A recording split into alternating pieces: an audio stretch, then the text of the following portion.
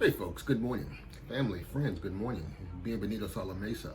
Hey, welcome to the table. Hey, this is Dr. Joseph. It's my favorite time of the week here in the Dominican Republic. It's Sunday morning.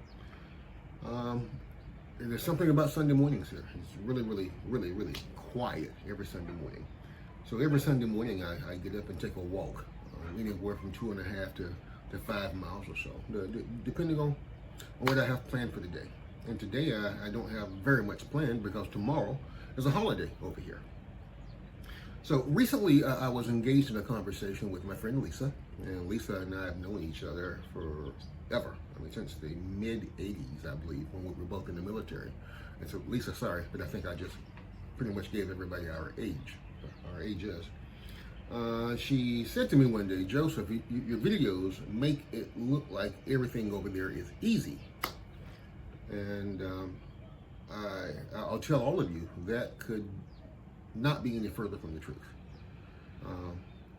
I've had some of the more stressful days in my life this year trying to launch a company in the Dominican Republic. If you are coming here on vacation and you take the time to watch videos before you arrive, invariably someone's going to say something to the effect of, pack your patience when you come here for vacation. So if you need to pack your patience when you're here to spend money, imagine how much patience you're going to need when you're here trying to make money. So I'll tell you some of the cultural differences, and I may have to glance over at my notes here. Some of the cultural differences that are significant for me. The first is the concept of time. Your frame of reference for time will no longer be your watch. It will be your calendar. There are countless things I've done here that required more patience than I think I had. I'm learning, but it was so frustrating because there are so many things that you can get done in America in 1 hour or less that literally takes a calendar month or more to get done here. A brief example I give is trying to change a title for a car from one person's name to another. I remember once selling a truck, an SUV, to one of my friends in Minnesota. He and I went to DMV, had it done in less than 1 hour. Here, even with the help of an attorney, it took 31 calendar days to get it done. 1 hour, watch, 31 days, calendar. And I have countless stories like that. I could literally make a video, a story time video of the many situations I've been through. And again, I'm not trying to disparage the Dominican Republic. I don't want this to be perceived as negative. However, I do want to tell the truth. The other major difference you're going to find when trying to open a business here is the language barrier. And anyone and everyone will tell you that Dominicans are extremely nice and accommodating people, but the more Spanish you know, the bigger your world becomes. And what I think I've seen also is the more Spanish I learned, sometimes prices are lowered whenever I'm trying to make a purchase. There's a term they use over here called gringo, and I think it refers to American, or maybe it refers to anyone who's not Dominican, I'm not sure. But you will get gringoed in this country when they realize that you're not Dominican, and that price tag is going to go up. So literally what I've done at times is I send a Dominican in to make a purchase for me. Or there have been times in the office when someone was coming in to give us an estimate of some work that we needed done on the office space. I've gone to my office and closed the door so that we could get the Dominican price. And my assistant will do everything for me. And literally one day she told me, this person was about to come over and give an estimate. You need to go to your office.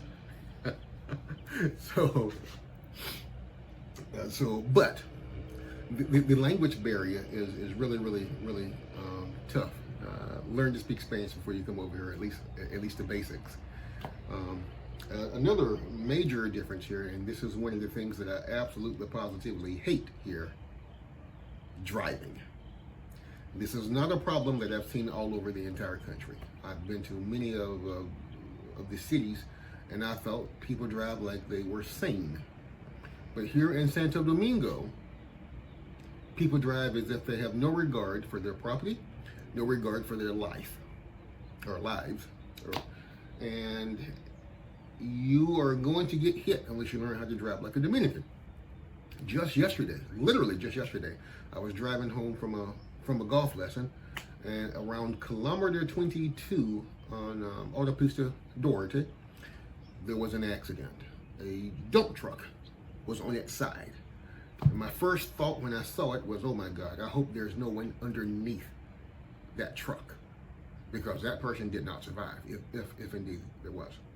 And I'll tell you, and for any of you watching this, and if anyone with the Dominican equivalent of DMV watches this video, Autopista Duarte, go there. Go to kilometer 20. There's a signal at kilometer 20 that is the absolute worst driving I've ever seen in my life, every single day. I don't know how there is not a fatality at that intersection every single day. So when you, an American, come here, catch Uber, catch a taxi. Don't try driving unless you are with some Dominicans or something. Just catch Uber. It's much easier, because there's an absolute disregard for road rules, assuming that there are road rules. They ignore the stop signs, red lights, or suggestions. They drive through them. And the motor conchos, oh my God, they're all over the place. And they will not adhere to any road rule that may or may not exist. The trucks are frequently driving way too fast for conditions, and everyone appears to be in a hurry.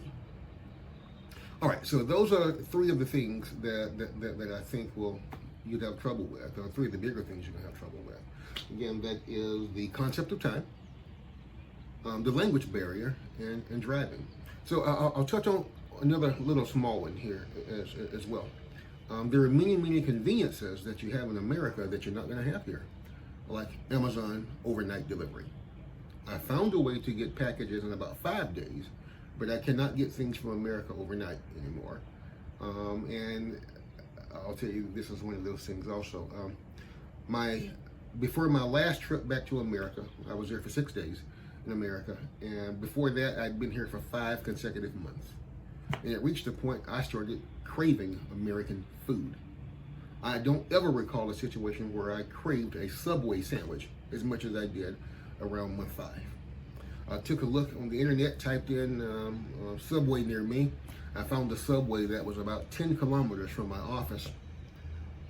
And I thought, I'm gonna go drive and get this Subway.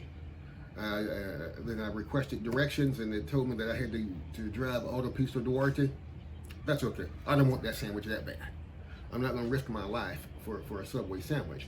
Another little thing, I remember walking into my house, and this is really small. The idea that I could go to my cabinet and get a glass, and then go to the refrigerator and push a little button and get ice through the door. I didn't realize how much I missed getting ice out of the refrigerator, instead of using those little blue trays that you have to fill up and get your ice out of. But these are all things that you can overcome. It hasn't killed me yet to get that ice out of that blue tray. I ate enough Subway sandwiches when I was in Florida for 6 days. I don't need a Subway for a while anymore. And besides that, I found a few grocery stores that sell American products. So I can now also go and buy the ingredients and make my own Subway sandwich right here at the house, or at the condo. So those are the little things. Oh, and I will say this, just to get back to the other point. There has been at least there were at least two times when I grew so frustrated with doing business over here that I thought, I'm gonna scrap this project and go home. It's easier. But thank God, I had someone to whisper in my ear, it's not supposed to be easy. So those are the things that you have to think about when you prepare to move here for business or otherwise.